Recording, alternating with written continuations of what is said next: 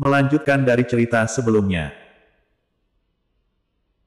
Dengan level Aron Xiao saat ini, dia belum bisa membunuh, itu lebih dari cukup untuk memberi mereka pelajaran.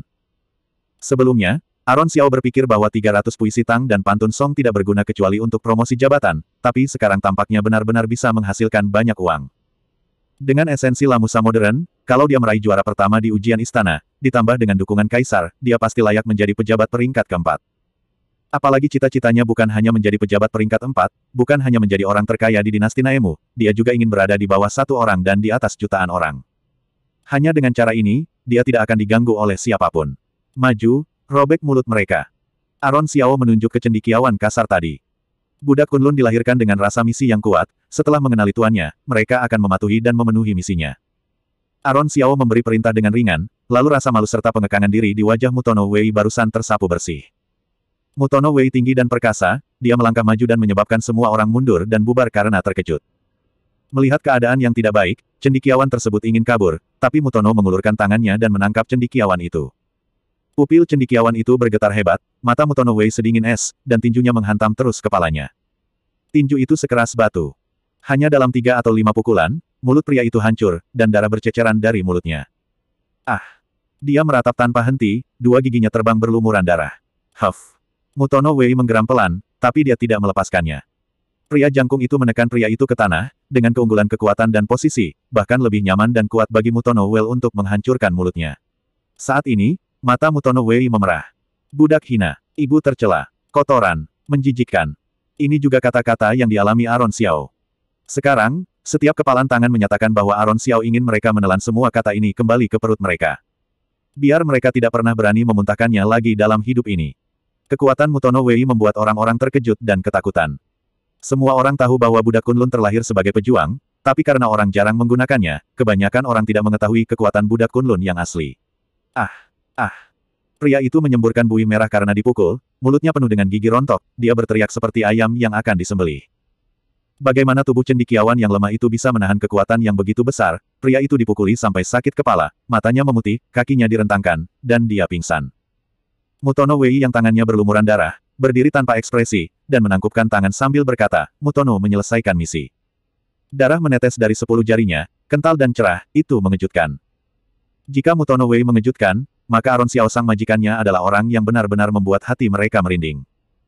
Selama seluruh proses, Aron Xiao tenang, matanya tertuju, seluruh tubuhnya tegak, dan dia tidak memiliki niat membunuh, membuat orang sulit untuk menebak dia. Orang-orang ini menatap Aron Xiao dengan bingung, takut orang berikutnya yang akan dihadapi Aron Xiao adalah mereka.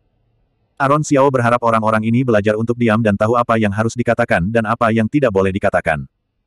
Terus saja mengatakan ibu tercela, apa gunanya ilmu yang ditimba orang-orang ini? Aron Xiao tidak berniat berurusan dengan yang lain. Dia membunuh ayam untuk menakut-nakuti monyet, itu sudah cukup. Aula Neom selalu tenang, tapi hari ini terjadi keributan, pelayan wanita berpakaian kuning bergegas keluar untuk memeriksa, siapa yang membuat keributan. Ketika orang-orang itu melihatnya, kepengecutan tadi langsung terlempar ke langit. Guru Istana Tong membenci orang yang ribut dan membuat masalah, biarpun Aron Xiao dihargai oleh Yang Mulia Kaisar, dia bukan apa-apa di depan Guru Istana Tong. Akibatnya, keberanian mereka muncul, mereka mengadu dengan tergesa-gesa. Petugas wanita ini, juara provinsi yang berkelahi dan membuat masalah, dia menindas orang lain. Benar, saudara yang jatuh ke tanah tidak memiliki konflik dengannya, tapi dia menyebabkan bencana seperti itu dan mencemari tempat suci Aula Neom, jangan diampuni. Sungguh sebuah tragedi, saudara ini sungguh sial. Kita harus melapor ke Guru Istana Tong dan menghukumnya sesuai hukum. Mulut orang-orang ini terus berceloteh. Pelayan wanita mengerutkan kening, menatap Mutono Wei yang wajahnya berlumuran darah. Mutono Wei menundukkan kepalanya seperti siswa yang melakukan kesalahan. Aron Xiao maju selangkah dan berdiri di depan Mutono Wei. Pria ini adalah orangnya, jadi dia bertanggung jawab penuh atas apa yang dia lakukan. Apakah orang itu pelindung juara provinsi? Tepat sekali. Aron Xiao memberi hormat. Orang ini adalah budak Kunlun, apakah dia sudah didaftarkan sebagai keluarga Xiao? Akan dimasukkan sebentar lagi. Oke. Pelayan wanita berbaju kuning tersenyum dan mengangguk. Semua orang saling memandang dengan cemas, mungkinkah mereka rabun? Biarpun pelayan wanita di Aula Neom sopan, tapi dia selalu dingin, kenapa dia tersenyum pada Aron? Petugas wanita ini, juara provinsi memang berbakat sastra, tapi Aula Neom adalah tempat di mana hukuman jelas, apakah kamu berusaha melindunginya? Betul, Aula Neom membela kebenaran, kenapa bisa begitu asal-asalan? Biarkan Guru Istana Tong keluar dan beri kami keadilan. Kalau tidak, kami tidak akan terima. Orang ini ingin menjatuhkan pamor Aron Xiao, dan ingin menghukumnya melalui guru Istana Tong, mengandalkan diri mereka sendiri sebagai sastrawan, mereka sama sekali lupa bahwa mereka mengancam Aula Neom, itu merupakan kejahatan dan secara terbuka membuat masalah. Pelayan wanita berbaju kuning berteriak, dasar sombong. Teriakan ini membuat semua orang terpana. Biarpun pelayan wanita berbaju kuning tidak pernah tersenyum, dia juga tidak pernah marah. Pelayan wanita berbaju kuning ini selalu menjadi juru bicara Aula Neom, setiap perkataan dan perbuatan dia mewakili sikap dan kedudukan Aula Neom. Dia marah hari ini karena masalah Aron Xiao. Menurutmu di mana Aula Neom? Kata-kata kalian sangat tidak sopan, apakah berniat jahat? Ketika semua orang mendengar ini, mereka berlutut ketakutan, kami hanya meminta keadilan, tidak bermaksud menyinggung petugas wanita, tolong maafkan kami. Adil. Aula Neom sudah tahu apa yang terjadi hari ini. Kalian harus dihukum karena berbicara kasar dan menyinggung pelindung juara provinsi. Pelayan wanita berbaju kuning memandang orang yang berlutut di tanah dan mendengus dingin, kalau bakat kalah dari orang lain, kamu harus kagum, agar kamu layak menerima ajaran yang mulia Kaisar bahwa dunia menghormati sastrawan. Semua orang menundukkan kepala, mengertakkan gigi, dan tidak berani berbicara. Pelayan wanita berpakaian kuning itu menatap dingin, berjalan pergi, dan menutup pintu Aula Neom. Berita bahwa Aron Xiao memelihara seorang budak Kunlun menyebar seperti api di dinasti Naemu.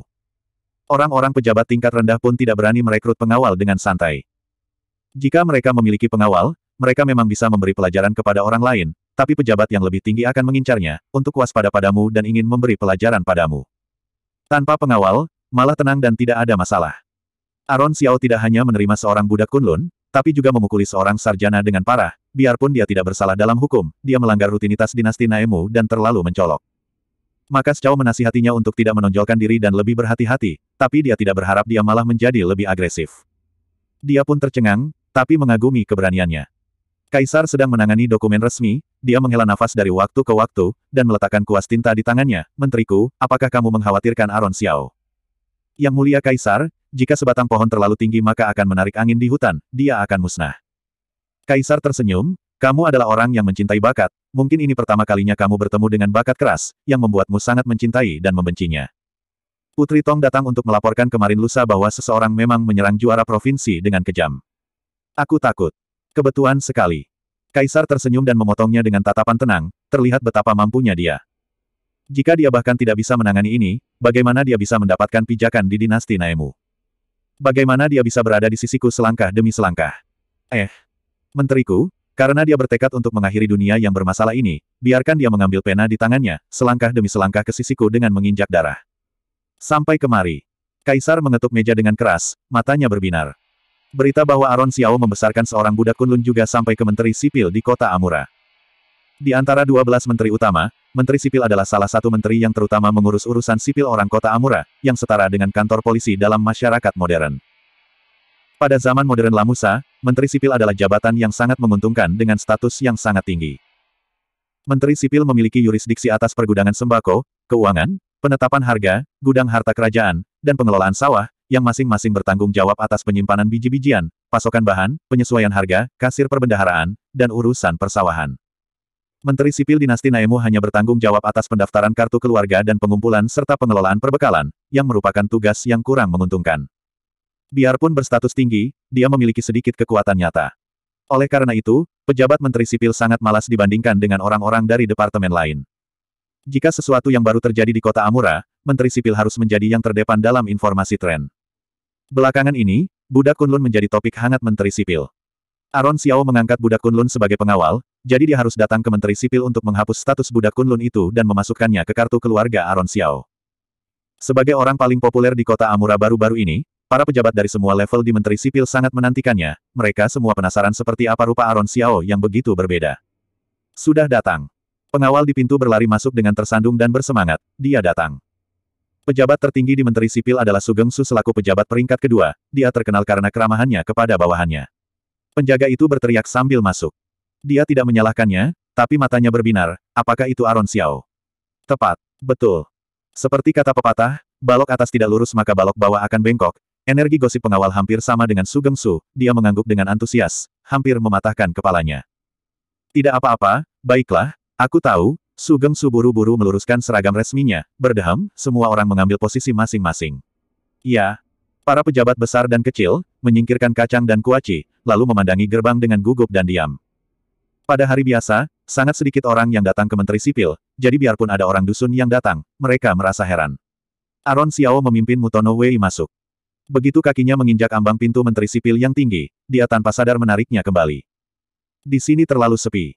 Menteri Sipil dan orang lain yang tidak melakukan apa-apa selain menggosok tangan mereka secara diam-diam dengan penuh semangat. Aron Xiao sendiri adalah juara provinsi kecil, jadi dia datang untuk menaturalisasi status budak Kunlun.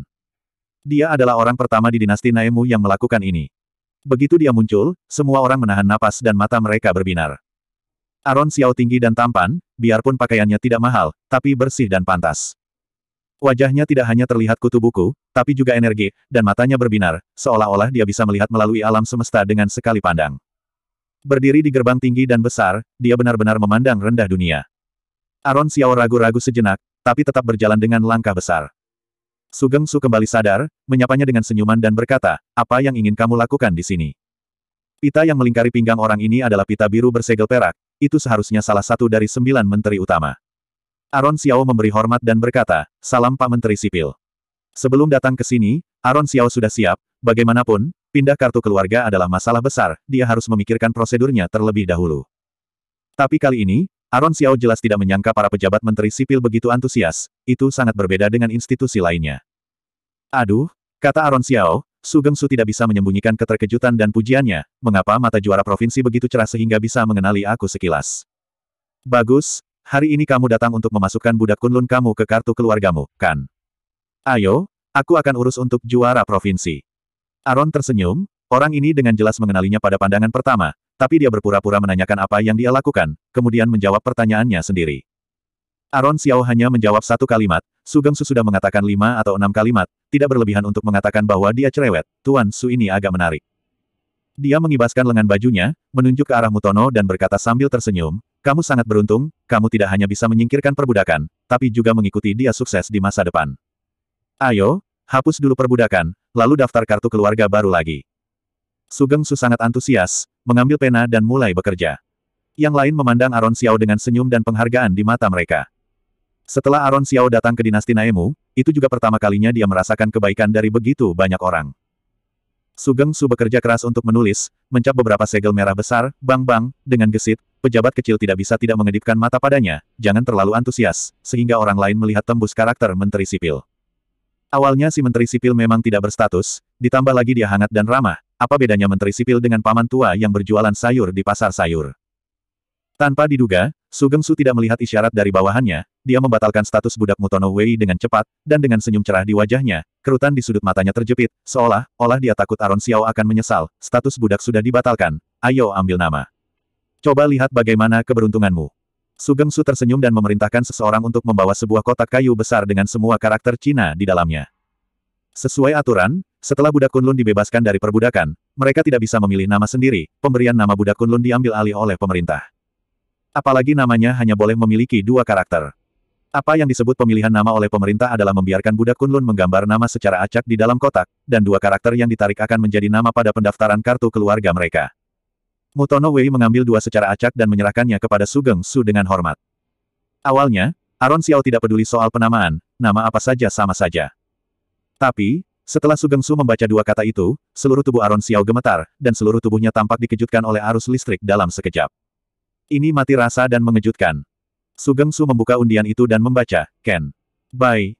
Lumayan, lumayan. Ayo, masukkan ke pendaftaran kartu keluarga. Ken Bai." Di zaman modern, ada dewa pembunuhan Ken Bai. Ken Bai membaca pikiran musuh dan mengubah taktik, kejutannya tidak ada habisnya, dalam hidupnya, dia bisa membunuh jutaan musuh, dia tidak pernah dikalahkan. Aron Xiao menatap Mutono Wei dengan linglung, dia jauh lebih tinggi dari orang biasa, dan dia menembak dengan ganas sebelumnya, apakah ada hubungan antara ini? Sudah lama sejak Aron Xiao datang ke dinasti Naemu, di dinasti Naemu tidak ada orang modern Lamusa, dan nama Ken Bai ini tumpang tindih dengan dunia Aron Xiao untuk pertama kalinya. Pada saat ini, Sugeng Su sudah menyusun pendaftaran kartu keluarga, jadi dia meletakkan penanya, dan menghadap matahari yang cerah dan terik, dia mengangkat dokumen kertas untuk menunjukkannya kepada langit, bumi, dan dewa. Mutono Wei yang bukan lagi budak Kunlun, jadi dia mengganti namanya. Dia berlutut di lantai dan mendengarkan dengan hormat. Pernyataan umum untuk melewati proses dibacakan oleh Sugeng Su dengan penuh semangat, berapi-api, dan sangat menginspirasi. Ken Bai. Mulai hari ini, kamu menjadi warga dinasti Naemu. Dinasti Naemu mengingatkanmu. Semoga kamu mematuhi hukum dan mematuhi dinasti Naemu. Lindungi Kaisar Wei. Menyayangi rakyat. Lindungi kepala keluarga Xiao kamu. Untuk mewujudkan keinginanmu, kamu bersumpah bahwa kamu rela mati dan pantang menyerah, melewati berbagai kesulitan, bertarung tanpa mundur, mati dalam pengabdian. Ya, Ken Bai bersumpah. Aku akan menjaga dinasti Naemu, melindungi Kaisar Wei, menyayangi rakyat, dan melindungi kepala keluarga Xiao. Ken Bai dalam hidup ini rela mati untuk ini, melewati berbagai kesulitan, bertarung tanpa mundur, mati dalam pengabdian. Aaron Xiao terkejut sesaat, tidak heran naturalisasi adalah masalah besar, ternyata dia harus bersumpah. Orang dahulu bersumpah dengan nyawanya, jadi sumpah itu lebih penting daripada nyawanya. Upacara selesai. Sugeng Su mengangguk puas, lalu menyerahkan kartu keluarga. Dengan tangan gemetar, Ken Bai mengambil kertas lembut dari tangan Sugeng Su. Hanya selembar kertas, berapa banyak budak Kunlun yang tidak pernah berhasil menunggunya seumur hidup mereka. Dia mengambil alih kartu keluarga, matanya bersinar terang, dia bersujud kepada Aaron Xiao yang masih sok dan berkata, Ken Bai memberi penghormatan kepada majikan. Majikan. Aaron Xiao masih belum sadar. Lamusa modern dan dinasti Naemu memiliki budaya yang sama, tapi orang-orang berbeda. Sekarang tiba-tiba muncul Ken Bai dan memanggilnya majikan. Aaron Xiao sedikit bingung, sepertinya dia masih belum tahu banyak tentang ruang dan waktu ini. Juara provinsi. Ini adalah pendaftaran kartu keluarga Ken Bai, kamu juga punya satu salinan. Sugeng Su menyela pemikirannya dengan senyuman. Aaron Xiao memberi hormat, dengan cepat mengambil pendaftaran kartu keluarga dan menyimpannya di lengan bajunya, lalu dengan cepat memapah Ken Bai yang sedang berlutut, bangunlah. Melihat dia sangat sopan kepada seorang pengawal, para pejabat mau tidak mau mulai berkomentar, semua orang mengatakan dia tidak memiliki rasa hormat, aku pikir itu tidak masuk akal. Itu pasti, bisa seburuk apa orang-orang yang dipilih oleh Yang Mulia Kaisar, orang-orang itu hanya cemburu. Aku juga ingin punya pengawal. Tapi aku tidak berani. Hanya mengandalkanmu, ayolah, hati-hati dibunuh oleh pejabat tinggi. Ahem. Sugeng Su batuk kering, Aaron Xiao belum pergi, mereka bicara sangat keras, apakah karena takut Aaron Xiao tidak bisa mendengar? Aaron Xiao tidak peduli dengan bisikan, orang-orang ini, memang pantas mendapatkan reputasi sebagai menteri sipil si tukang gosip, sama seperti orang biasa di pasar. Dia memberi hormat dan berkata, masalahnya bisa diselesaikan, terima kasih Tuan Su mengurusnya sendiri, aku tidak akan mengganggumu lagi. Juara provinsi sopan, aku pejabat kecil, melakukannya sendiri bukanlah apa-apa. Sebelum Aaron menyelesaikan ucapannya, Sugeng Su secara otomatis mengaktifkan mode obrolan, ujian negara akan segera hadir, aku sangat optimis tentang juara provinsi, kalau kamu lulus di ujian negara lagi, kamu harus mengundang aku untuk minum. Aku sangat suka mengobrol dengan orang berbakat seperti juara provinsi. Kamu harus traktir aku, harus itu. Aaron tersenyum, terlihat seperti seorang pria sejati, membuat orang tidak bisa mengalihkan pandangan, jika aku cukup beruntung untuk menjadi juara, aku pasti akan traktir kamu. Sebenarnya kamu bisa mentraktirku walaupun tidak menang, aku senang berdiskusi syair dengan orang terpelajar, dari langit ke bumi, matahari dan bulan, lalu ke awal zaman prasejarah, lalu.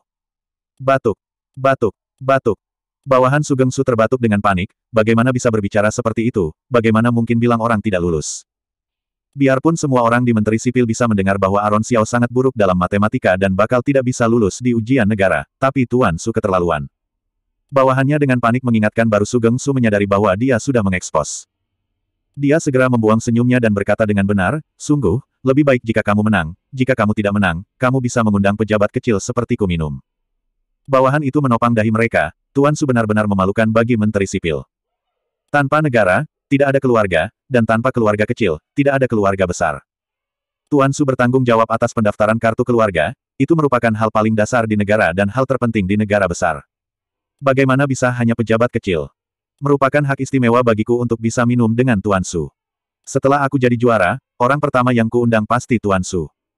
Sugeng Su terkejut sesaat, semua orang mengatakan bahwa Menteri Sipil memiliki posisi tinggi tapi berkekuatan kecil, dia adalah bantal bersulam, yang mewah tapi tidak berguna. Para sastrawan itu paling tidak bersedia datang adalah Menteri Sipil. Tapi, Aaron Xiao tidak menunjukkan rasa jijik di wajahnya, dia memberi hormat dengan sangat hormat. Sugeng Su secara pribadi mengirim tuan dan pelayannya itu keluar dari Menteri Sipil, lalu berdiri di depan pintu sambil berpikir lama, tanpa niat untuk bercanda.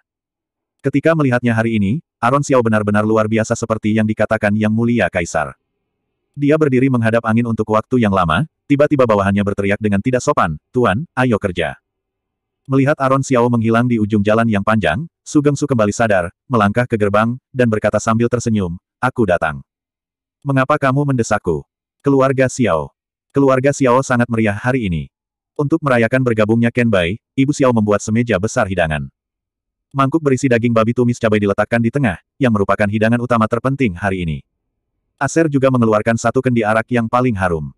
Aron Xiao sangat cuek, dia mengambil mangkuk dan menyesap sesuap, lalu mendorong mangkuk anggur ke depan Ken Bai. Ayo, Ken Bai. Hari ini adalah hari pertamamu di keluarga Xiao. Setelah minum semangkuk anggur ini, kita bersaudara. Mulai sekarang, kita akan hidup dan mati bersama.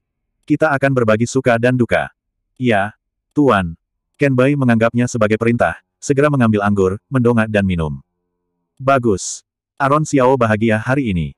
Setelah mendapatkan Ken Bai, dia merasakan setidaknya sedikit berhubungan dengan dunia sebelumnya, jadi dia sangat bahagia.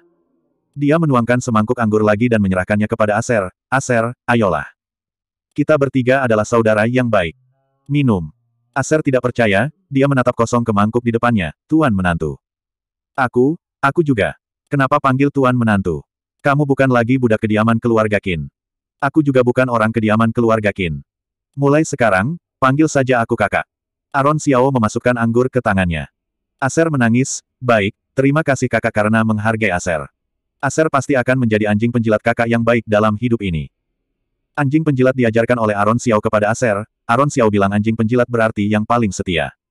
Aron Xiao pun mencontohkan keluarga Zhu adalah anjing penjilat Negam Wei. Aron Xiao tidak tahu apakah harus tertawa atau menangis, dia menepuk bahu Aser, minum. Oke. Aser juga mengangkat kepalanya, merasa sangat senang. Hari ini adalah pertama kalinya Aser makan di meja utama, hanya Aron Xiao yang bisa membiarkannya hidup seperti itu, dia pasti akan mengikutinya sampai mati. Keluarga Xiao bersenang-senang, saling bersulang. Setelah beberapa cangkir, Aron Xiao menjadi lebih bersemangat. Ayo, coba masakan khas kampung halamanku, tumis daging babi yang dimasak 2 kali dengan cabai. Begitu kata ini keluar, Ibu Xiao dan Ilona terkejut.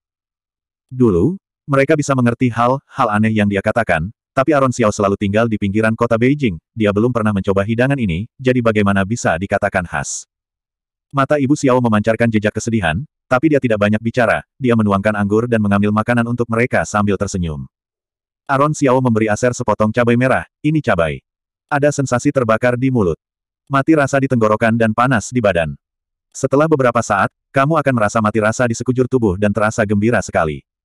Setelah memakannya, kamu tidak akan pernah melupakannya lagi. Aser berpikir bahwa apa yang dulu dikatakan tuan menantu sebelumnya adalah untuk menipu dia, tapi sekarang memang ada benda luar biasa ini.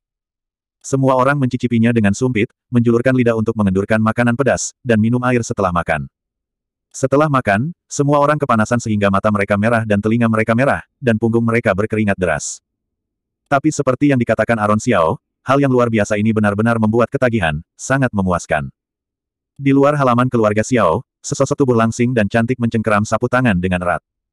Ketika Aron Xiao berteriak bahwa dia bukan lagi kediaman keluarga Qin, Hira Qin sudah mendengarnya.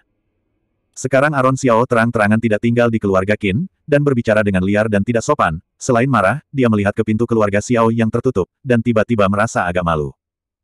Nona, ayo pulang, malam terlalu dingin, hati masuk angin, kata Ola dengan canggung. Gerbang keluarga Xiao ditutup sepanjang waktu. Ketika dia mengetuk pintu tadi, suara minum dan taruhan gunting batu kertas terlalu keras sehingga tidak terdengar. Terakhir kali bertengkar hebat dengan Aron Xiao, Hira Qin sangat marah. Entah bagaimana Aron Xiao membuat Dalen Qin sakit parah, dia sangat membenci Aron Xiao dan tidak pernah berbicara dengannya lagi. Nyonya Besar Qin membujuk Hira Qin, biarpun dia tidak mau, dia harus berpura-pura mencintai dan menghormatinya. Lagi pula mereka sudah menjadi suami istri, bukan hanya tidak pantas bagi orang luar untuk mengetahui bahwa mereka berpisah, tapi itu juga melukai reputasi keluarga Qin, dan itu tidak baik untuk reputasi Hira Qin. Awalnya mengira setelah Aron Xiao melakukan hal-hal buruk ini, dia pasti menyesal akhir-akhir ini. Kediaman keluarga Qin adalah keluarga kaya, meninggalkan kediaman keluarga Qin adalah kerugian bagi Aron Xiao. Sekarang sepertinya dia makan dengan baik dan minum dengan baik, dan dia mengambil seorang budak Kunlun dengan terbuka. Tidak seperti Hira Qin yang tidak memikirkan makanan atau minuman karena marah beberapa hari ini. Dia sangat marah sehingga dia melemparkan bungkusan di tangannya ke tanah, ayo pergi. Di dalam bungkusan ada gaun pengantin mewah, persis yang digadaikan Aron Xiao di Pegadaian.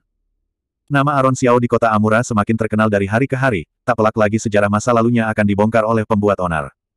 Di antara mereka, fakta bahwa dia menggadaikan gaun pengantinnya terdengar sangat keras di kediaman keluarga Qin.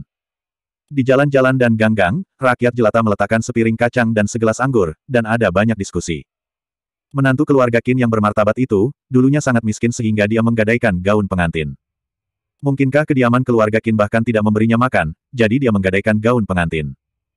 Pada zaman dahulu, terlepas dari bangsawan atau rakyat jelata, gaun pengantin untuk pasangan yang menikah melambangkan umur panjang bersama, dan menghormati bersama. Setelah meninggal, gaun pengantin akan dikubur bersama pemiliknya. Gaun pengantin bukan hanya sepotong pakaian, itu juga merupakan simbol dari yang paling tinggi, paling suci, dan paling dicintai. Tapi Aaron Xiao menggadaikannya.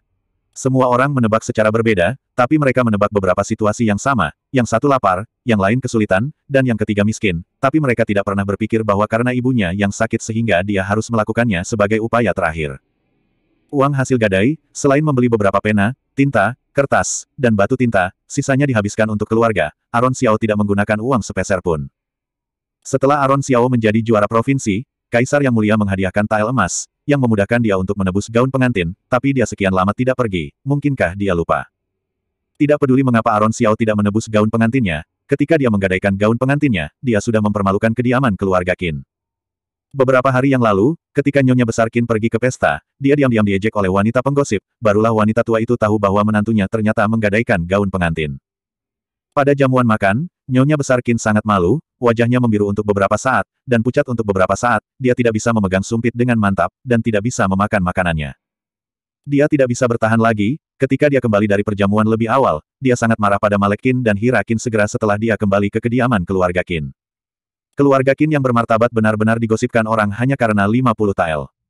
Dicemooh sebagai keluarga kaya tapi kejam, dan mengintimidasi orang lain dengan kekuatan. Melihat wanita tua itu sangat marah, Malek Qin memerintahkan seseorang untuk secara diam-diam menebus gaun pengantin dari pegadaian. Di luar dugaan, pengawal toko mengambil juara provinsi Aaron Xiao sebagai nilai jual, yang menarik banyak orang untuk menawar harga. Pada akhirnya, kediaman keluarga Qin terpaksa mengertakkan gigi dan menghabiskan 3.000 tael untuk membeli kembali gaun pengantin tersebut. Digadaikan senilai 50 tael, tapi dibeli kembali dengan 3.000 tael. Nyonya Besar Qin sakit hati, dan dia semakin marah. Hira Qin membawa gaun pengantin ini ke sini hari ini, pertama karena dia ingin meminta pertanggungjawaban, dan kedua, menggunakan alasan gaun pengantin untuk membuatnya menebus kejahatannya dan memerintahkannya untuk tinggal di kediaman keluarga Qin. Kalau tidak, kediaman keluarga Qin dikritik seperti ini, kediaman keluarga Qin begitu kejam terhadap menantunya, lalu bagaimana dengan gengsi kediaman keluarga Qin di masa depan? Tanpa diduga, Hira Qin bahkan tidak masuk ke pintu keluarga Xiao, dan tidak bisa masuk, jadi dia balik ke kediaman keluarga Qin dengan marah, bahkan gaun pengantinnya dibuang ke pintunya seperti sampah. Terserah Aaron Xiao menginginkannya atau tidak. Hira Qin yang keras kepala tidak pernah menyangka bahwa gaun pengantin itu tidak diambil oleh Aaron Xiao, melainkan dicuri oleh dua pencuri yang selalu menatap keluarga Xiao. Aaron Xiao yang kenyang dengan makanan dan minuman, berlatih kaligrafi setiap hari dan menjalani kehidupan yang berarti dan nyaman. Dia tidak tahu bahwa gaun pengantin yang dia tinggalkan sejak lama membuat kediaman keluarga Qin melompat karena marah. Malek Qin tidak sabar untuk memukul dan menendangnya sampai 7 lubangnya berasap untuk meredakan amarahnya. Aaron Xiao tidak terobsesi dengan pakaian pernikahan seperti orang dahulu, bisakah dia memakai pakaian pernikahan untuk kedua kalinya? Di masa depan, jika dia menikah lagi, itu pasti pernikahan yang megah, dia tidak akan mengenakan gaun pengantin yang lama. Terlebih lagi, Zenov Xiao meninggal pada hari pernikahan dengan Hira Qin, itu merupakan tanda sial. Suatu hari, Aaron Xiao tertidur sampai siang hari, Aser membangunkannya dengan teriakan panik. Dia berbalik, Aser buru-buru membuka pintu dan bergegas masuk dengan panik, seolah-olah sesuatu yang serius terjadi, Tuan. Tidak, tidak, tidak. Kakak. Bangun, sesuatu terjadi, sesuatu terjadi. Apa? Aaron Xiao duduk dengan mata mengantuk, dengan rambut acak di kepalanya. Tidak ada pria dengan pakaian yang pantas, Aaron Xiao tidak seperti itu. Anggur kita dicuri habis. Ayo laporkan ke pihak berwenang. Aser merasa bersalah dan cemas. Hari ini dia bangun dan pergi ke halaman untuk melihat-lihat. Tidak ada yang tersisa. Butuh biaya belasan tael untuk bahan mentah anggur ini, dan butuh berhari-hari untuk membuatnya dengan hati-hati, itu semua adalah usaha keras dari kakak. Aaron Xiao mengira ada sesuatu yang terjadi pada keluarganya, dia tiba-tiba panik, tapi ternyata itu adalah beberapa toples anggur. Bukankah justru harus dicuri?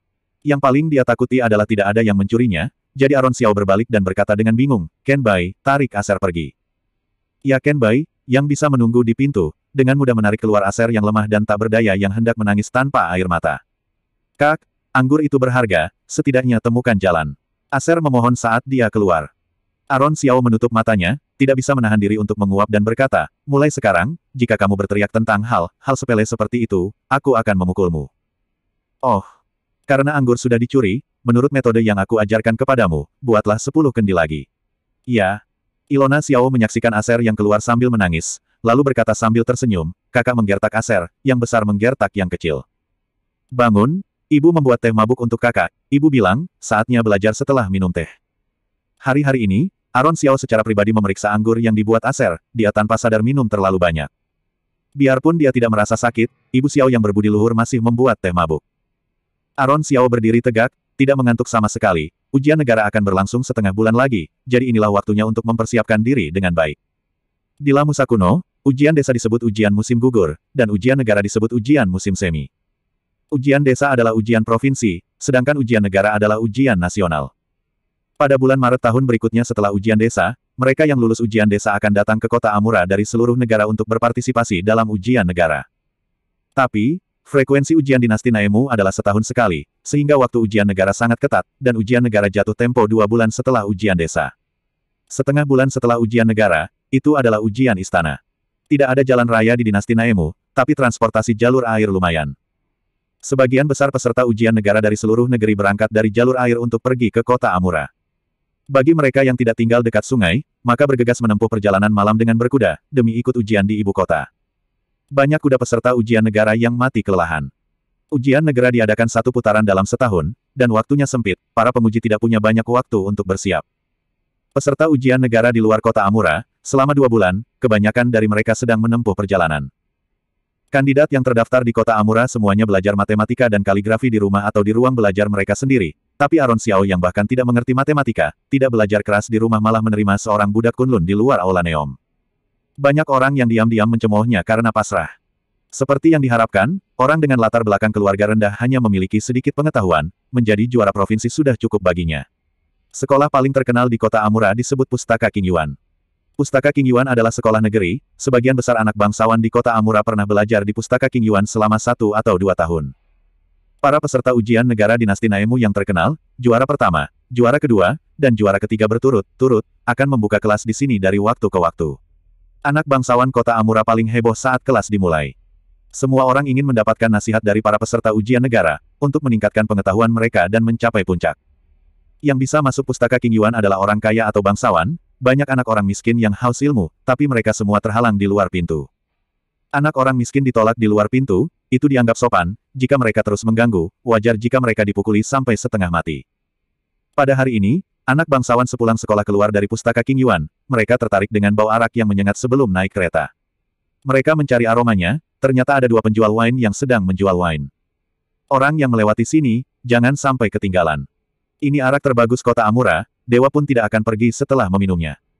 Ketika anak bangsawan mendengarnya, itu terdengar sangat sombong. Restoran nomor 1 di kota Amura tidak berani menggunakan nama dewa. Anak bangsawan berpikir mereka berpengetahuan luas, apakah ada barang bagus di dunia ini yang belum mereka lihat. Kedua pedagang arak itu menepuk-nepuk dadanya dengan penuh percaya diri, "Tuan, hamba jamin, kalau Tuan tidak puas, aku tidak akan menerima pembayaran. Anggur adalah hal yang paling menarik. Tuan muda yang hidup mewah ini adalah pencicip anggur terbaik." Selama ini mereka selalu memandang rendah para pedagang kaki 5 di pinggir jalan, jika mereka mampu, apakah mereka masih perlu mengemis di pinggir jalan? Di mata anak-anak kaya ini, para pedagang kecil di jalan mirip dengan pengemis, untuk makan sesuap, mereka menyapa orang dengan senyuman dan menjual produk yang lebih rendah kepada orang yang lewat. Mereka adalah putra kebanggaan, bagaimana mereka bisa dibodohi oleh orang-orang kasar ini? Anak-anak dari keluarga kaya tidak tergoda sama sekali, wajah mereka penuh dengan penghinaan. Pedagang kecil kota Amura adalah yang terbaik dalam mengamati kata-kata dan sikap. Jadi pedagang kecil yang lebih kurus tersenyum dan berkata, "Tuan, kami berdua memiliki merek dagang, tokonya ada di ujung jalan Sukue. Wine ini adalah yang baru kami dapatkan. Aku pikir hanya tuan muda di Pustaka King Yuan di kota Amura yang paling pandai mencicipi anggur terbaik, jadi kami berdua berpikir untuk mendorong gerobak untuk menjual di sini." Benar saja, tuan muda di Pustaka King Yuan lebih mengetahui barang bagus daripada yang lain. Sebelum hamba berteriak, beberapa tuan sudah datang. Setelah sanjungan tersebut, tuan muda ini sangat bangga, mereka melambai-lambaikan kipasnya, meski tidak mencicipinya, aroma araknya begitu menyegarkan hingga membuat ngiler. Tapi, mereka adalah orang kaya, tidak peduli seberapa enak anggurnya, bagaimana mereka bisa merendahkan diri untuk mencicipi anggur di sini. Tapi jika tidak dicicipi, aroma wine ini sungguh menggoda. Melihat mereka bimbang, pedagang kecil yang cerdik itu pun mengeluarkan gelas yang bagus dan menuangkannya 70% penuh.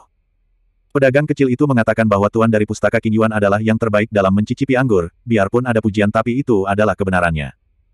Barang yang bisa menaklukkan tuan muda di Pustaka King Yuan selalu menjadi barang terlaris di kota Amura, sehingga pedagang kecil itu bersusah payah menempuh separuh kota Amura untuk menunggu tuan muda ini mencicipinya. Yang disebut mencicipi anggur, pertama-tama kamu harus mengamati warnanya. Warnanya halus dan bebas dari kotoran, goyangkan gelasnya. Jika ada rasa menempel di gelas, maka anggurnya pasti lembut dan bertahan lama rasanya. Langkah selanjutnya adalah menghirup aromanya, miringkan cangkirnya dengan lembut, lalu keluarkan udara dengan mengisap dengan lembut, kamu akan mencium aroma anggurnya. Anggur yang baik itu harum tapi tidak norak, rendah tapi tidak ringan, lembut dan elegan, tidak kental tidak kuat, dan memiliki aftertaste yang lama. Anggur kelas 1, ketika dituangkan ke dalam cangkir semalaman, aromanya akan bertahan lama, dan cangkir kosong lebih harum daripada cangkir penuh, yang merupakan sisa rasa yang tak ada habisnya. Terakhir, minum perlahan. Saat mencicipi, kamu harus menyesap sedikit terlebih dahulu, dan biarkan wine berputar bolak-balik di berbagai bagian lidah di mulut kamu, sehingga kamu bisa mencicipi rasa wine dari segala arah. Proses pembuatan kalau sangat bagus, maka rasanya kental, lembut dan tahan lama. Begitu pedagang kecil itu menuangkannya, mata anak laki-laki kaya itu berbinar. Warna wine ini murni, dan efek menempel di gelasnya bagus. Anak bangsawan pemimpinnya adalah seorang peserta ujian negara jangkung dan tampan yang baru saja lulus ujian desa. Pedagang kecil itu memiliki penglihatan yang sangat baik, dia mengangkat anggur yang dituangkan dengan kedua tangan. Dengan hormat, hamba mempersembahkan segelas anggur ini untuk Tuan, berharap Tuan masuk daftar emas di ujian negara. Terima kasih untuk doamu, anggur ini sepertinya harus kuminum.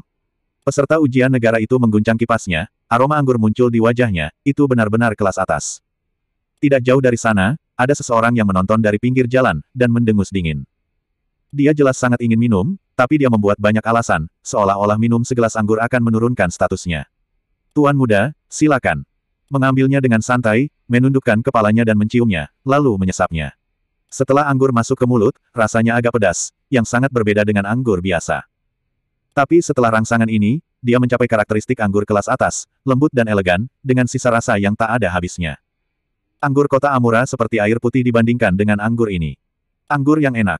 Mau tidak mau dia berteriak kaget, ini layak untuk apa yang dikatakan pedagang kecil, para dewa pun akan berbalik setelah meminum anggur ini. Tuan Muda Su, bagaimana dengan anggur ini? Orang-orang lainnya hampir ngiler. Ternyata orang ini adalah Ganis Su, matanya berbinar dan dia berkata, turun dari kuda setelah mencium wanginya, turun dari kereta saat kamu tahu rasanya. Ini adalah penilaian tertinggi orang-orang kuno untuk makanan lesat. Ganis Su melambaikan lengan bajunya, kirim semua anggur ini ke rumahku. Para pedagang kecil itu mengangguk takjub, mereka juga terkejut ketika mencicipinya. Kini setelah diakui oleh Tuan Muda Pustaka King Yuan, mereka semakin yakin bahwa wine ini akan laris manis. Anggur biasa, satu kendi lebih dari satu kati itu dijual seharga 15 koin. Awalnya, kedua pria itu berencana menjual satu kendi anggur berkualitas ini seharga 50 koin. Terlihat bahwa Ganis Su menyukainya. Pedagang kecil membuat ide dadakan. Dia menahan kegembiraannya dan berkata dengan hati-hati, Tuan, anggur satu kendi 10 tael. Anda lihat. 10 tael tidak mahal untuk tuan muda yang kaya, tapi dibandingkan dengan anggur lainnya, itu hanya setinggi langit. Ada Dalenkin di antara tuan muda ini, setelah memenangkan kuota ujian, dia bergaul dengan Ganis Su sepanjang hari. Dia maju selangkah dan berteriak, anggur jenis apa yang kamu jual? Beraninya kamu menaikkan harga di tempat. Dalenkin mendengus, dia bahkan tidak melihat di mana ini untuk melakukan pemerasan. Pedagang kecil kaget, wajahnya memerah seperti pantat monyet, dan hendak menjelaskan. Ganis Su melambaikan tangannya dengan murah hati, Dik Dalen, anggur ini sangat berharga. Satu kendi 10 tael, aku beli. Antar ke rumahku sekarang. Ganis Su juga orang yang berwawasan luas, mana mungkin ditipu oleh pedagang kecil. Dalenkin hendak menghentikannya ketika Ganis Su menuangkan segelas anggur untuknya. Dengan setengah dorongan, Dalenkin menyesap, Ganis Su menunjukkan kegembiraan dan antisipasi, bagaimana? Bagus sekali. Karena anggur sudah dibeli olehku, saudara-saudara, bagaimana kalau pergi ke kediaman Su untuk minum? Oke, bagus. Semua orang merespons satu demi satu. Nona Besar Qin juga pasti menyukainya. Nanti, aku akan memberikan satu kendi untuk Nona Besar Qin, bisik Ganis Su di telinga Dalenkin. Dalenkin mengangguk dengan gembira. Alangkah baiknya jika Ganis Su adalah kakak iparnya, itu jauh lebih baik daripada orang tidak berguna seperti Aron Xiao itu. Ganis Su melemparkan serat 40 tael kepada pedagang kecil. Pedagang kecil sangat gembira, dia bersyukur, terus membungkuk. Dia mendapat banyak uang. Ini adalah keberuntungan. Ganis Su dan yang lainnya pergi dengan gaya, pedagang kecil segera mengikuti di belakang, dengan senang hati mengirimkan arak ke kediaman Su. Anggur ini setara dengan arak dwi rasa lembut di abad 21. Bagi orang-orang kuno yang belum pernah mencicipinya, itu sebanding dengan minuman nektar halus Ratu Langit. Ganis Su awalnya sombong, tapi kemudian dia menyerah pada aroma anggur. Aron Xiao tidak hanya mengharapkannya, tapi juga menghina. Dengan wawasan seperti itu, berani menjadi tuan muda tertua di keluarga bangsawan. Jika mereka mencicipi Moutai, bukankah mereka akan berlutut dan memanggilnya kakek? Aron Xiao tidak menangkap pedagang kecil hari ini, waktunya belum tiba, biarkan kedua pria ini bersenang-senang dulu, bantu dia mempromosikan merek terlebih dahulu. Setelah Aron Xiao datang ke pustaka Qing Yuan, dia mengikuti pedagang kecil sepanjang jalan. Kata Qing Yuan mengingatkan Aron Xiao tentang lagu yang dipelajari di kelas 1 sekolah dasar, dan dia tidak bisa tidak bernyata, ada bunga matahari di taman hijau, embun pagi menunggu matahari. Matahari musim semi berbudi, segala sesuatu menjadi hidup. Ketika festival musim gugur datang, daun kuning akan rontok. Ketika semua sungai mengalir ke timur menuju laut, kapan mereka akan kembali ke barat?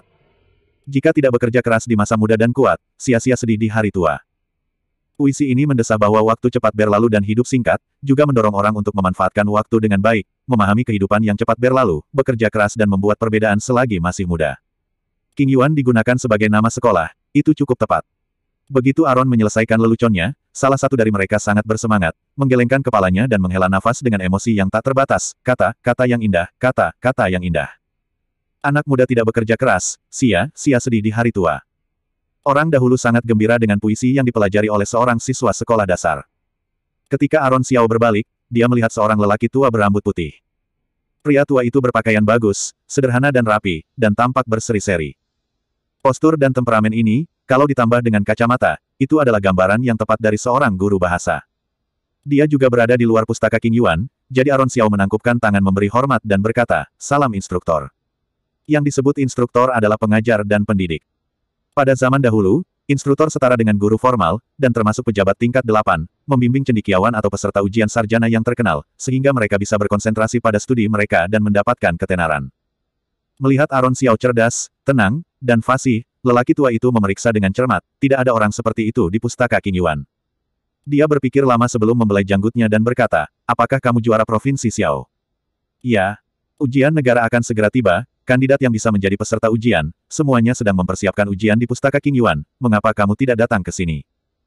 Pria tua itu penuh semangat, tua tapi tenang, ekspresinya tidak bisa menyembunyikan apresiasinya untuk Aron Xiao, tapi nadanya agak menyalahkan. Apa seperti kata orang kota Amura, Aron Xiao tidak mengerti matematika dan menyerah. Dilihat dari puisinya barusan, dia memiliki semangat berjuang, bukan orang yang rela merosot. Bukannya Aron Xiao tidak mau datang, dia menganggap masalah ujian negara itu sepele, dan dia tidak perlu bangun pagi setiap hari pada jam 5 untuk membaca buku orang dahulu. Aron Xiao menundukkan kepalanya dan tidak menjawab, dia tidak bisa menyombongkan diri bahwa dia nomor 1 dalam matematika saat ini. Orang tua itu berkata dengan suara yang dalam, "Besok, kamu datang ke sekolah, aku akan mengajarimu aritmatika." Setelah berbicara, dia menyerahkan kartu pinggang kayu dengan tulisan, "Wen," terukir di atasnya, ternyata nama keluarga lelaki tua itu adalah Wen. Aron Xiao terkejut, dan mengambil lencana pinggang dengan kedua tangan, "Siswa, berterima kasih pada instruktur Wen, tapi aku." Instruktur Wen meletakkan tangannya dengan berat di pundaknya, tampak penuh penyesalan, "Jangan menyerah, matematika itu tidak sulit. Jangan menunggu sampai tua, baru kemudian kamu mengeluh bahwa saat muda tidak bekerja keras, sia-sia sedih di hari tua." Setelah selesai berbicara, instruktur Wen pergi dengan tangan di belakang punggungnya, sosoknya yang kesepian dan kurus perlahan dan tegas menghilang ke dalam cahaya matahari terbenam. Aron Xiao tidak tahu tertawa atau menangis. Di abad ke-21, dia belajar 9 tahun wajib sekolah, 3 tahun sekolah menengah, dan 4 tahun kuliah. Selama bertahun-tahun, dia belajar siang dan malam, bangun pagi buta setiap hari, belajar keras dan berlatih keras. 6 tahun jauh lebih sulit daripada orang dahulu belajar keras selama 3 tahun. Pustaka Qing Yuan yang tidak bisa dimasuki orang lain, tapi Aron Xiao malah menjauh darinya. Aron Xiao tidak pergi ke pustaka Qing Yuan. Aron Xiao meminta Ken Bai untuk mengenakan lencana instruktur Wen, dan bersama dengan surat ucapan terima kasih, pergi ke pustaka Qing Yuan untuk menolak instruktur Wen. Dalam surat itu, dia ingin mengucapkan terima kasih kepada instruktur Wen atas perhatiannya. Aron Xiao sangat berterima kasih, dia sangat sibuk dan tidak bisa pergi belajar, dia berharap mendapat pengertian dari instruktur Wen.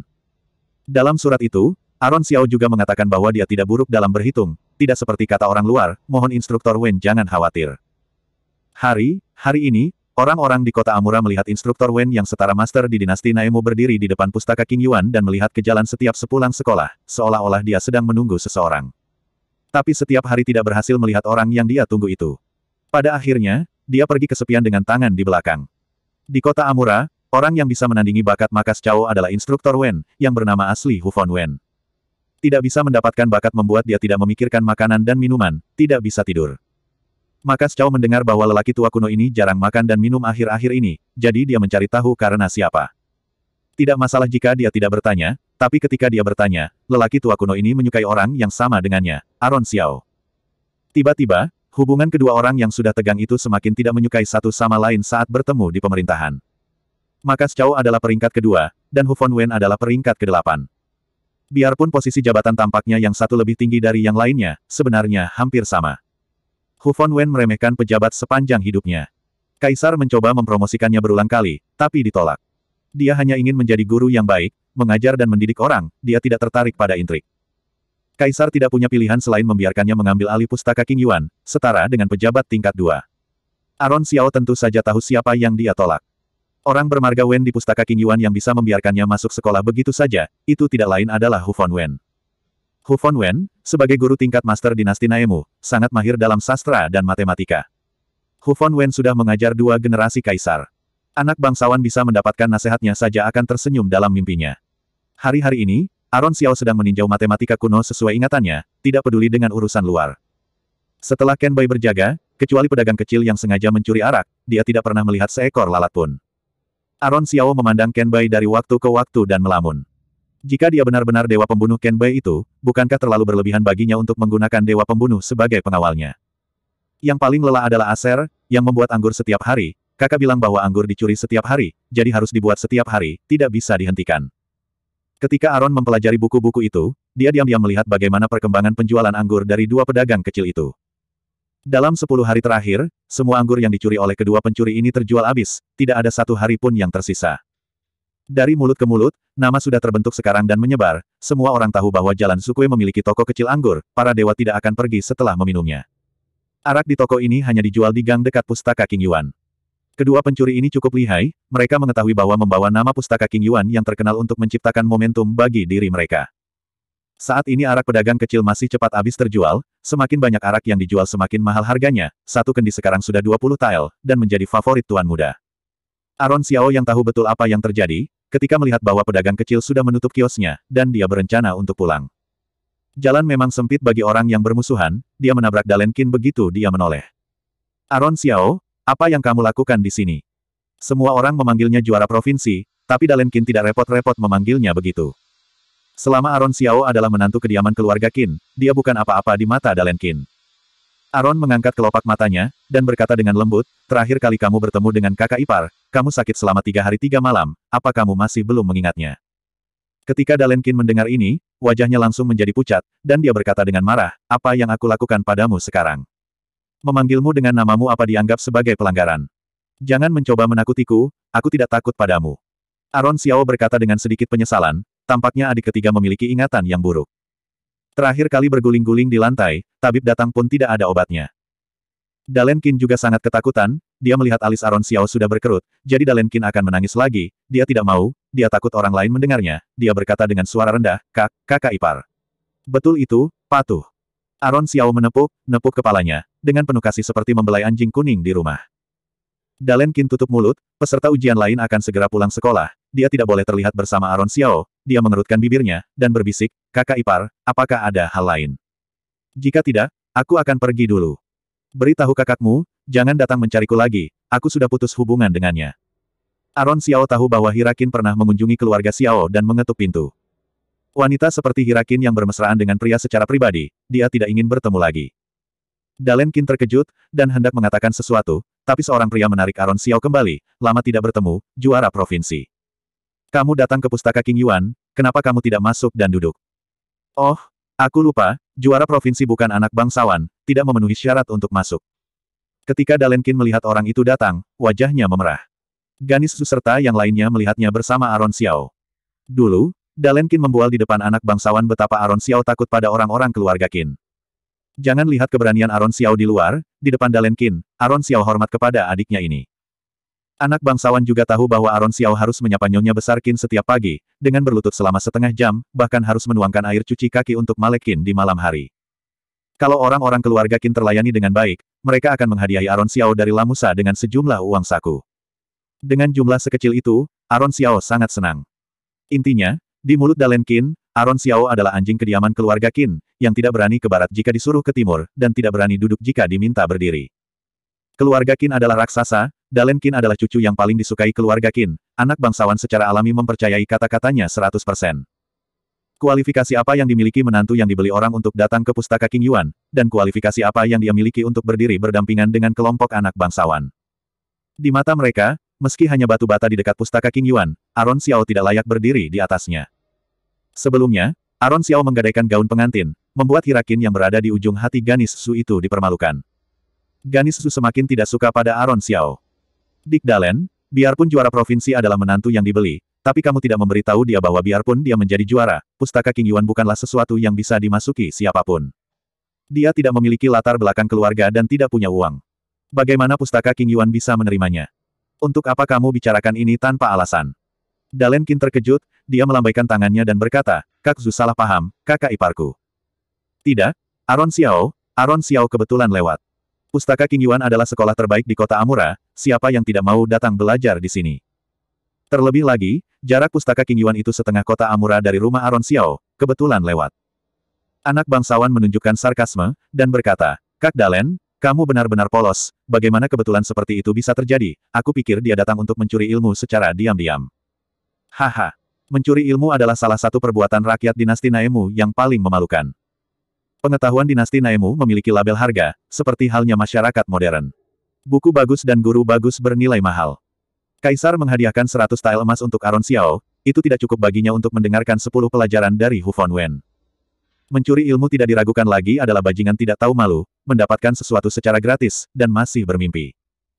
Oleh karena itu, kebanyakan orang biasa di dinasti Naemu tidak mampu sekolah, itu juga mengakibatkan status sastrawan sangat tinggi. Aron Xiao seperti mendengar lelucon besar, bilang dia mencuri tanpa bukti. Terlebih lagi, dengan tingkat pengetahuan dinasti Naemu, apa yang bisa dicuri Aron? Percuma berbicara dengan orang bodoh, Aron Xiao tidak menjelaskan, hanya memasang wajah dingin. Tampaknya kelompok orang ini tidak akan melepaskannya dengan mudah, dia bukan Zenov Xiao yang pemalu saat itu, kali ini dia tidak akan mundur. Biarpun Aron Xiao memenangkan posisi teratas, dia tidak memiliki posisi resmi, anak-anak bangsawan ini secara alami memandang rendah dirinya, tidak hanya mengejeknya secara sembrono, tapi juga menarik orang yang lewat, ayo, lihat. Juara ujian desa yang bermartabat, ternyata datang untuk mencuri ilmu. Tidak ada kekuasaan dan tidak ada kekayaan, tapi tidak belajar menerima takdirmu. Orang lain menimpal, jika kamu tidak pandai belajar, mencontek itu masih baik-baik saja, tapi kamu masih melakukan hal yang memalukan ini, dinasti Naemu akan mencungkil mata dan memotong tangan orang yang mencuri ilmu, sehingga dia tidak akan pernah bisa untuk memegang pena lagi dalam hidup ini. Orang yang lewat berhenti dan berbisik. Wajah Dalen Qin merah dan panas, biarpun dia tidak menyukai Aron Xiao, tapi jika Aron Xiao difitnah atas mencuri ilmu, selain nyawanya tidak terjamin, kediaman keluarga Qin juga akan terlibat. Dia hendak membantu, tapi Ganis Su menariknya ke samping. Ganis Su menatapnya dan menyuruhnya untuk tidak ikut campur. Bagaimanapun, orang-orang keluarga Qin tidak menyukai Aron Xiao, jadi mereka mengambil kesempatan untuk mengakhiri hidup Aron Xiao si anjing rendahan. Ganis Su menoleh dan bertanya kepada seorang anak bangsawan di sebelahnya, Dik Song, baru-baru ini kota Amura menerbitkan syair 7 karakter yang disebut pendakian. Semua orang mengatakan bahwa orang yang menulisnya pasti canggih dan berpengetahuan luas. Tapi puisi ini sebenarnya ditulis oleh Aron Xiao. Biarpun kita tidak memiliki bukti contekannya, tapi sekarang dia tertangkap basah mencuri, pasti dia mencuri ilmu untuk memiliki tingkat pendakian. Menurut hukum dinasti Naemu, bagaimana cara menghadapinya? Kurfon Song, putra bungsu dari Sorgan Song, memiliki status yang tinggi, dan orang-orang dari kota Amura berkomentar bahwa dia memiliki gaya Sorgan Song yang paling banyak. Sorgan Song bertanggung jawab atas hukum dinasti Naemu, Kurfon Song terpapar sejak dia masih kecil, jadi dia secara alami tahu betapa seriusnya kejahatan mencuri ilmu. Keluarga Song dan keluarga Zhu berteman, Kurfon Song mengerti apa yang dimaksud Ganis Su. Selain itu, terakhir kali kediaman keluarga Qin merayakan jamuan, setelah ayahnya menghadiri jamuan makan, dia bergegas kembali ke rumah. Belakangan, Kurfon Song mengetahui bahwa Aron Xiao mengucapkan kata-kata yang berani di pesta itu, ayahnya dipermalukan di depan umum. Sejak itu, Kurfon Song menyimpan dendam di dalam hatinya. Hari ini, dianggap sebagai nasib buruk bagi Aron Xiao, dia jatuh ke tangan mereka. Mencuri ilmu, bisa dibunuh di depan umum, bahkan tidak perlu mengirim mereka ke pengadilan. Begitu Kurfon Song mengatakan ini, ekspresi semua orang tercengang, masing-masing memiliki pemikirannya sendiri. Wajah Dalen Qin pucat, sesuatu yang besar akan terjadi. Ganis Su yang memprovokasi kejadian itu pun kegirangan, dia mengangkat alisnya sedikit, dan berbicara dengan lembut, tapi penuh dengan provokasi, juara provinsi, apa kamu dengar dengan jelas? Sayang sekali, kamu gagal ujian selama 3 tahun, kamu akhirnya mendapat posisi teratas, tapi kamu dibunuh karena mencuri ilmu. Ketika keluarga Xiao menyebut kamu sebagai juara teratas, hanya ada rasa malu, tidak ada kemuliaan. Kedepan, bagaimana ibumu dan adik perempuanmu mendapatkan pijakan di kota Amura? Sayang sekali bukan? Hahaha. Aron Xiao yang tidak memiliki ekspresi di wajahnya, tertawa terbahak-bahak. Pantas saja ada pepatah di zaman dahulu bahwa anak orang miskin sulit memiliki putra yang berharga. Anak orang miskin berhasil memiliki anak yang menjanjikan, tapi dia akan dihancurkan sampai mati oleh penjahat. Tanpa bukti dan saksi, orang-orang ini ingin membunuhnya hanya karena Aron Xiao berdiri di sini. Konyol. Jika Aron Xiao menyerah begitu saja, untuk apa dia datang ke dunia ini? Seumur hidupnya, dia datang demi mencapai prestasi tinggi. Dia datang untuk melanggar aturan kotor dan gelap. Terakhir kali di gang, Aron hampir dibunuh oleh bandit. Aron Xiao ketakutan dan menyentuh batas prinsipnya. Hanya karena Aron Xiao memenangkan juara, hanya karena dia menghalangi beberapa orang, hanya karena mereka memutarbalikkan fakta, Aron Xiao harus mati tanpa alasan. Mimpi, angan-angan. Aron Xiao adalah orang yang berakal sehat.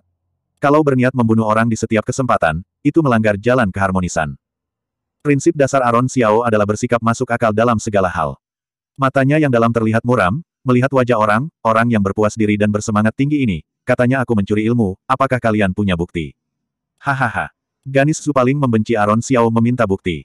Karena dia tidak punya. Selain itu, tidak ada yang berani meminta bukti dari keluarga Zhu. Orang keluarga Zhu melakukan apa yang mereka katakan. Rakyat jelata menunjuk dan mengangguk satu demi satu, benar, dia mungkin lewat sini, tanpa bukti, bukankah ini intimidasi? Ada begitu banyak orang yang melewati pustaka King Yuan, jika bilang kita mencuri ilmu, bukankah kita semua akan mati? Jangan bicara omong kosong, tidakkah kamu tahu bahwa itu sengaja menimbulkan masalah? Rakyat biasa jelata bahkan mengerti banyak hal, apa mungkin anak bangsawan tidak mengerti? Ya, jadi bagaimana jika mereka melakukannya dengan sengaja? Sekarang Aron Xiao tertangkap hari ini, sudah waktunya untuk mengakhiri hidupnya. Ganis Zhu menarik Dalen Qin, kamu ingin bukti, kan? Dalen Qin adalah saksinya. Dalen Qin yang menonton di samping pun menjadi semakin pucat, mengapa dia tiba-tiba terlibat? Bicaralah. Apakah kamu melihat Aron Xiao mencuri ilmu? Ketika Ganis Zhu bertanya, anak bangsawan lainnya semua mengalihkan perhatian mereka ke Dalen Qin. Aron Xiao juga menatapnya. Matanya sangat tenang. Bersambung.